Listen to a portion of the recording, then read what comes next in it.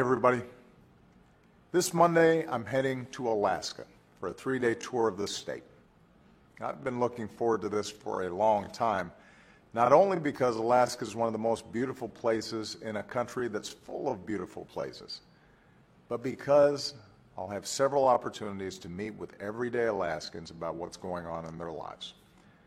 I'll travel throughout the state, meet with Alaskans who live above the Arctic Circle, with Alaska natives, and with folks who earn their livelihoods through fishing and tourism. And I expect to learn a lot. One thing I've learned so far is that a lot of these conversations begin with climate change. And that's because Alaskans are already living with its effects. More frequent and extensive wildfires, bigger storm surges as sea ice melts faster, some of the swiftest shoreline erosion in the world, in some places more than 3 feet a year. Alaska's glaciers are melting faster too, threatening tourism and adding to rising seas. And if we do nothing, Alaskan temperatures are projected to rise between 6 and 12 degrees by the end of the century, changing all sorts of industries forever. This is all real. This is happening to our fellow Americans right now.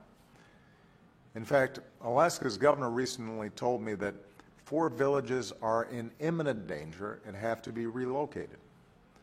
Already rising sea levels are beginning to swallow one island community. Think about that. If another country threatened to wipe out an American town, we'd do everything in our power to protect ourselves. Climate change poses the same threat right now. That's why one of the things I'll do while I'm in Alaska is to convene other nations to meet this threat. Several Arctic nations have already committed to action. Since the United States and China worked together to set ambitious climate targets last year, leading by example, many of the world's biggest emitters have come forward with new climate plans of their own. And that's a good sign as we approach this December's global climate negotiations in Paris. Now, one of the ways America's leading is by transitioning away from dirty energy sources that threaten our health and our environment, and by going all in on clean, renewable energy sources like wind and solar. And Alaska has the natural resources to be a global leader in this effort. Now, even as we accelerate this transition, our economy still has to rely on oil and gas. And as long as that's the case, I believe we should rely more on domestic production than on foreign imports.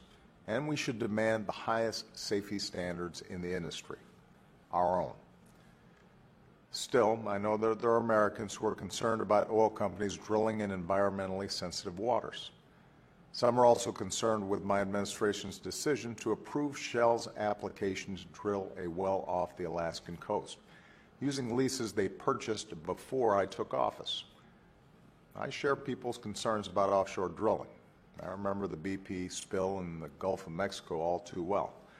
And that's precisely why my administration has worked to make sure that our oil exploration conducted under these leases is done at the highest safety standards possible, with requirements specifically tailored to the risks of drilling off Alaska. We don't rubber stamp permits. We make it clear that Shell has to meet our high standards in how they conduct their operations. And it's a testament to how rigorously we've applied those standards that Shell has delayed and limited its exploration off Alaska while trying to meet them. The bottom line is safety has been and will continue to be my administration's top priority when it comes to oil and gas exploration off America's precious coasts, even as we push our economy and the world to ultimately transition off of fossil fuels. So I'm looking forward to talking with Alaskans about how we can work together to make America the leader on climate change around the globe. And we're going to offer unique and engaging ways for you to join me on this trip all week at whitehouse.gov/Alaska. Because what's happening in Alaska is happening to us. It's our wake-up call. And as long as I'm president, America will lead the world to meet the threat of climate change before it's too late. Thanks, and have a great weekend.